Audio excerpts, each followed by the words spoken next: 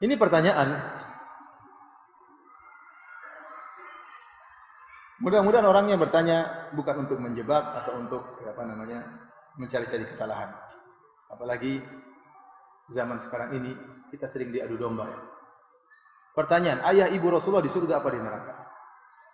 Ini pertanyaan sering ya ditanyakan ya. Kalau orang mencari-cari kesalahan bisa menimbulkan adu domba. Namun saya ingin jawab ya, karena ini bertanya tentang ilmu. Saya katakan para hadirin hadirat yang dirahmati oleh Allah Subhanahu wa taala bahwasanya kita sangat mencintai Nabi sallallahu alaihi wasallam. Dan kita sedih apa yang disedihkan oleh Nabi sallallahu alaihi wasallam dan kita gembira apa yang digembirakan oleh Rasulullah sallallahu alaihi wasallam. Rasulullah SAW sedih tatkala dia minta izin agar memohon ampun bagi ibunya. Allah tidak mengizinkan. Dan kalau Rasulullah SAW minta izin untuk menziarahi ibunya, maka diizinkan oleh Allah Subhanahu wa taala. Kemudian juga tatkala ada seorang bertanya kepada Nabi SAW, "Di mana ayahku?" Kata Rasulullah SAW, "Ayahmu di neraka." Kemudian ini dalam Sahih Muslim. Tatkala orang itu sedih kata Rasulullah SAW, "Inna abi wa abaka finnar." Sungguh ayahku dan ayahmu di neraka. Taib. Masalah ayah ibu Nabi di neraka atau tidak masalah yang gaib. Maka tidak boleh kita mengucapkan tentang masalah ini kecuali dengan dalil, bukan pakai perasaan. Dan Rasulullah SAW telah jelaskan dalam Sahih Muslim bahwasanya ayahnya di neraka jahanam dan ibunya tidak diizinkan agar dia mohon ampun buat ibunya. Apakah kita berani melanggar perkataan Nabi SAW? Saya katakan memang ada sebagian ulama yang berusaha mentakwil hadis ini, mengatakan maksudnya ayahku dan ayahmu di neraka, maksudnya pamanku di neraka, yaitu Abu Talib misalnya. Tapi ini dibantah oleh Imam Nawawi rahimahullah. Imam Nawawi rahimahullah, ini apa yang saya sampaikan ini terdapat dalam buku Al-Minhaj Syarah Sahih Muslim. Imam Nawawi tegas dalam hal ini menjelaskan ayah dan ibu Nabi SAW di neraka jahanam. Oleh karenanya, di antara dalil yang menguatkan bahwasanya ayah dan ibu Nabi SAW di neraka jahanam, bahwasanya saya tidak pernah mendapati doa Nabi mohon ampun buat ayah ibunya. Antum pernah dapati doa Nabi SAW berdoa, Rabbi ghufirli wali walidayya? Pernah? Ada atau tidak? Padahal sebagai anak yang berbakti dia harus sering mendoakan kedua orang tuanya. Tapi saya tidak pernah menemukan Nabi berdoa, Rabbi ghufirli wali walidayya. Yang ada dalam Al-Quran, Allah merintahkan kita berbakti kepada orang tua. Allah berkata, wa qur rabbirhamhuma kama rabbayani shaghira. Tetapi doa Nabi sendiri, antum baca buku hadis-hadis, tidak akan antum mendapati Rasulullah SAW mengatakan, ya Allah ampunilah aku dan ampunilah kedua orang tuaku. Jadi saya lebih condong kepada pendapat Imam Nawawi yang menjelaskan bahwasanya karena Rasulullah SAW menjelaskan kedua orang tuanya di neraka, maka kita ikuti perkataan Rasulullah SAW. Kita mendahulukan hadis daripada perasaan. Kita mendahulukan hadis Nabi, sabda Nabi daripada perasaan. Saya tidak berani mengatakan ayah Nabi di surga. Saya enggak berani. Nabi bilang di neraka. Apakah saya bantah Rasulullah SAW? Saya enggak berani. Kalau Anda punya dalil ayah Nabi di surga, saya akan mengatakan, saya ikuti, karena ini masalah gaib, saya akan ikuti apa yang diucapkan Nabi. Datangkan dalil yang sahih bahwasanya ayah Nabi di surga. Apa susahnya bagi saya mengatakan ayah Nabi di surga? Tidak ada susahnya kalau ada dalilnya. Justru saya pingin ayah Nabi di surga karena itu ayahnya Rasulullah SAW. Justru saya ingin ibunya Nabi di surga, itu ibunya Nabi SAW. Nabi sedih tatkala mengunjungi kuburan ibunya sampai Nabi menangis, wa abka man haulahu, para sahabat juga ikut nangis.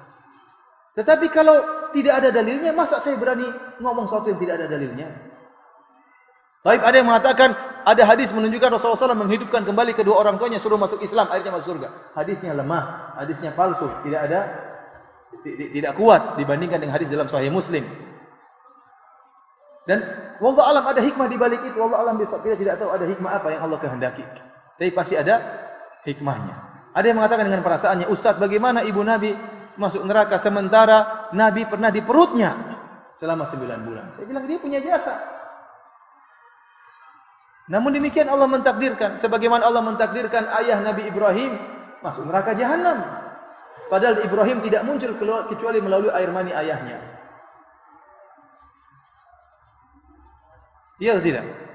Kemudian saya sampaikan juga bahwasanya jasa Abu Talib lebih besar daripada jasa Ibu Nabi sekedar mengandung.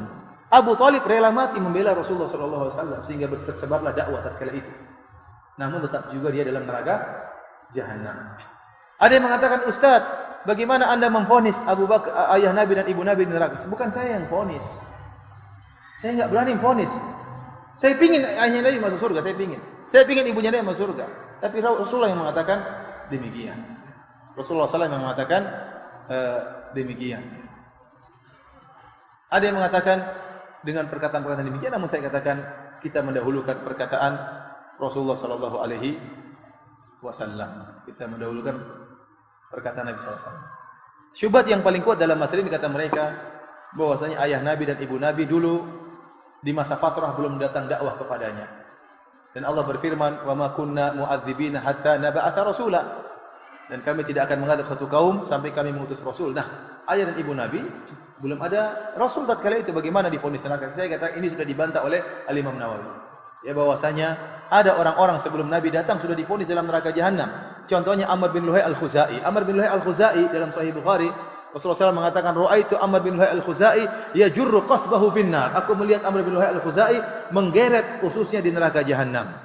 Kenapa? Li'annahu awwalu man sayyaba as-sawa'ib. Karena dia orang yang pertama kali mengkeramatkan onta dan kambing-kambing tidak boleh dinaiki dan tidak boleh disembelih dan macam-macamnya. Dia yang pertama kali membuat kesyirikan membawa kesyirikan ke Jazirah Arab. Waktu itu Nabi belum ada.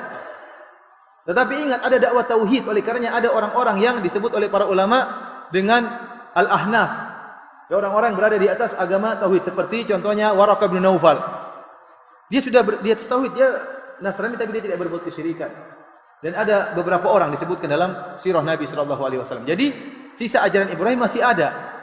Dan Al-Imam Nawawi rahimahullah menjelaskan bahwa ini menunjukkan bahwasanya dakwah tauhid sudah sampai kepada kedua orang tua Nabi, namun mereka berdua tetap di atas kesyirikan. Buktinya Rasulullah SAW memvonis mereka berdua di neraka jahanam. Wallahu a'lam bishawab. Ini ilmu yang saya sampaikan, yang saya pahami. Nah, kalau ada orang mengatakan ada pendapat yang lain, silakan ada pendapat yang lain, ya.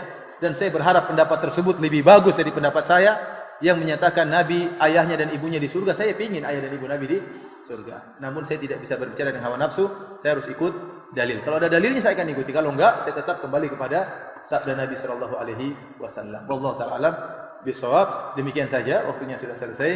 Kurang lebihnya saya mohon maaf. Wabillahi taufiq wal hidayah. Assalamualaikum warahmatullahi wabarakatuh.